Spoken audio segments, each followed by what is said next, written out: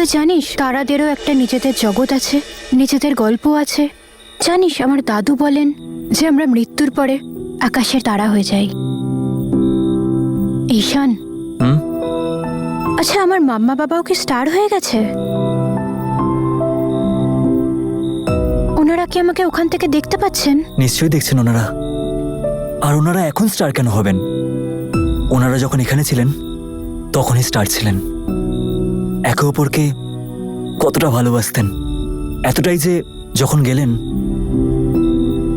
একসাথে গেলেন। ভালোবাসা কি দারুণ জিনিস না? বেঁচে থাকতেও একসাথে রাখে, আর মৃত্যুর পরও ছেড়ে যায় না। ওদেরকে মৃত্যু হারাতে পারে না। ওই দেখ, ওনারা ওখানে বসে তোকে ব্লেস করছেন। তাই জন্যই তো তুই এত স্ট্রং, আমার মেশিন গান।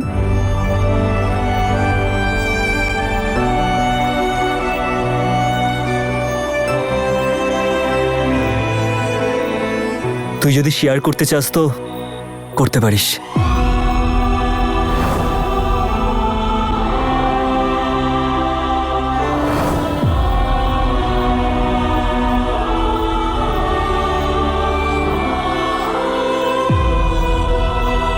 আমার মাম্মা বাবার কথা খুব মনে পড়ে। I miss them like anything. যেমন তুই ওই অ্যাক্সিডেন্টের কথা ভুলতে পারবি না, তেমন আমিও ওই ঘটনাটা ভুলতে পারবো না।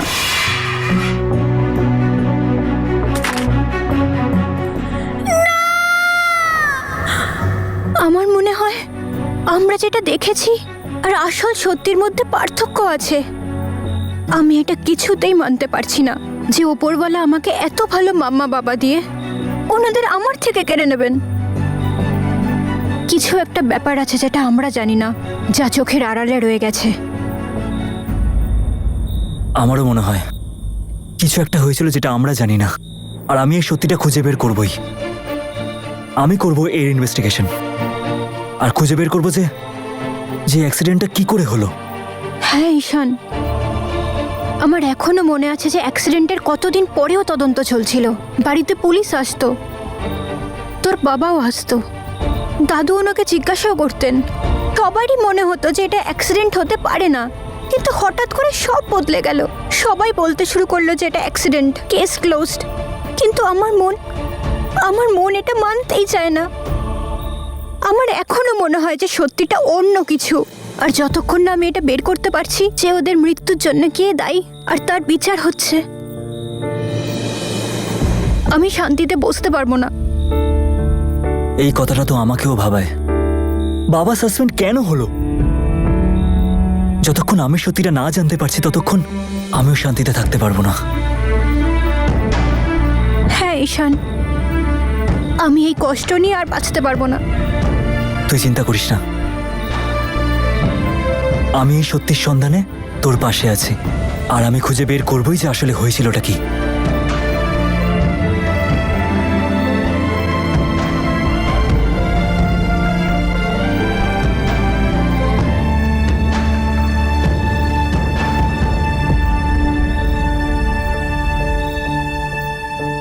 খিদে পেয়েছে, খেতে দাও। খিদে পেয়েছে, খেতে দাও। ইয়েস, এসে গেছে গরম গরম বিরিয়ানি। হ্যাঁ রে, শুনছিস? গিয়ে একটু কিচেনটা পরিষ্কার করে দে। এ আবার কি? আমাদের ঈশান গেল কোথায়? আরে এই তো ঈশান এসে গেছে। এই তো এসে গেছে। এই দেখ, আমি সবার জন্য কি সুন্দর গরম গরম বিরিয়ানি বানিয়েছি। নে চেখে দেখ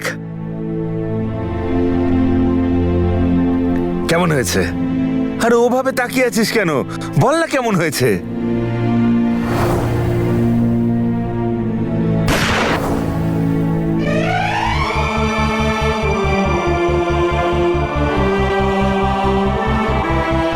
আই লাভ ইউ বাবা। দেখো কাণ্ড। আচ্ছা আমার মন ভালো, তুই কেন মুখ বেচার করে আছিস? হ্যাঁ, খুব ভালো হয়েছে। আজ তুমি কত বছর বাদে নিজের হাতে খাইয়ে দিলে আমাকে। Thank you. আমরা সবাই তোমাকে এরকমই দেখতে চাই, এতটাই আনন্দে যেরকম তুমি আগে ছিলে। তোমার কষ্টটা আমাকে সবসময় ভাবায় বাবা, আর নম্রতাকে ওর বাবা মার না থাকাটা। ঈশান প্লিজ, আজ আমি নম্রতার ব্যাপারে না কিছু বলতে চাই না মা। কিছু শুনতে চাই। প্লিজ বাবা, আমি তোমায় কখনো জিজ্ঞাসা করতে পারিনি, আর তুমিও কখনো বলোনি যে তোমার সাসপেনশন কেন হয়েছে। আর আজ আমি এটা জানতে চাইবো না। তুমি নিজেই বলো যে সেদিন কি হয়েছিল। না বাবা, বাবা প্লিজ। তুমি তো এইটুকু বলতে পারবে যে নম্রতার মা বাবার অ্যাক্সিডেন্ট কিভাবে হয়েছিল, কি হয়েছিল সেদিন। বীর সিং আর তনু সিং এবং ওদের ফ্যামিলির অ্যাক্সিডেন্ট কিভাবে হয়েছিল। ওই কেসের ইনচার্জ তুমি ছিলে বাবা। তুমি দুশ্চিন্তা করো না, শুধু তুমি আমার কথাটা বোঝার চেষ্টা করো। 16 বছর হয়ে গেছে ওই অ্যাক্সিডেন্টের, আর 12 বছর হয়ে গেছে তোমার সাসপেনশনের। ওই কেসটা তুমিই দেখছিলে, কিছু তো ক্লু পেয়েছিলে তুমি। কোনো মানুষ যাকে তুমি ডাউট করছো, কোনো এমন কথা যেটা তুমিই জানো আর তুমি কাউকে বলোনি সেটা। তোমার জন্য পুরো সিং পরিবার অ্যাক্সিডেন্টে শেষ হয়ে গেছে। বাবা বাবা সাবধানে চালান।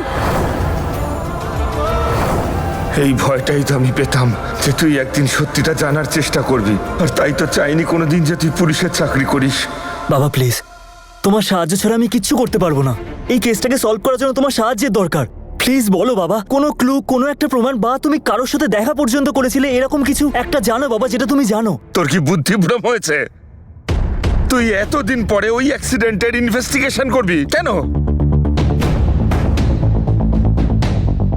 নম্রতার জন্য। তুমি তো জানো ও আমার জীবনে কতটা ইম্পর্টেন্ট।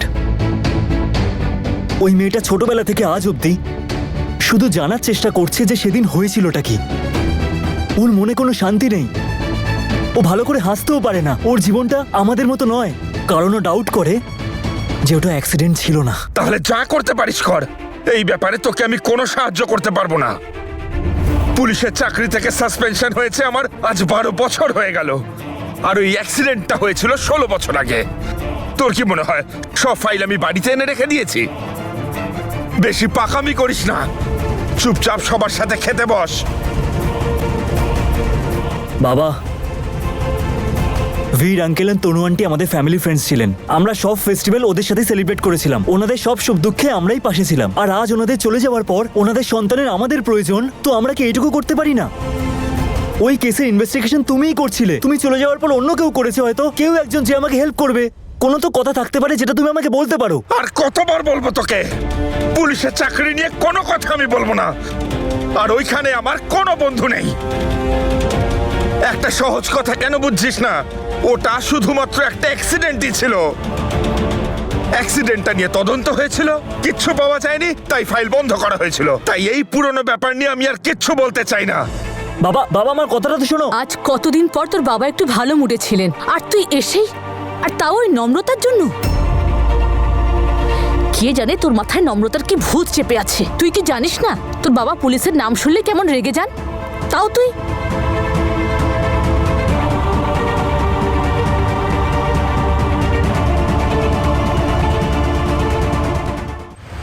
দিদা, এই দেখো পেন্সিল বক্স, কালার্স আর চুড়ি।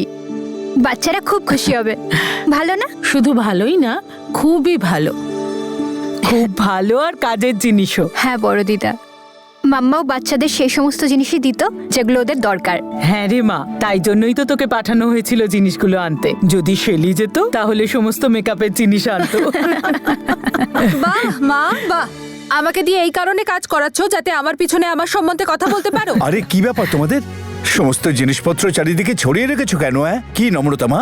উৎসবের প্রস্তুতি। ভালো হয়েছে তুমি এসে গেছো। এক কাজ করো, যত পুরনো জিনিস আছে তোমার সব বের করে দাও, যাতে ঘরটা ভালো করে পরিষ্কার কি হয়। করছো কি কাকু? মা আর কাকি মিলে আমাকে সকাল থেকে কাজ করাচ্ছে। হ্যাঁ? কোনো মানে হয়? আর তাই তো কথায় আছে রে বাবা, যদি তুমি মন থেকে চাও তবেই তুমি নিজের লোক খুঁজে পাও।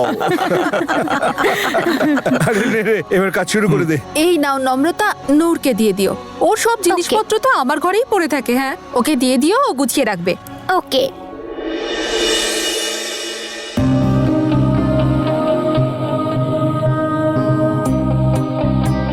वाओ, 3खाना ক্রেডিট কার্ড।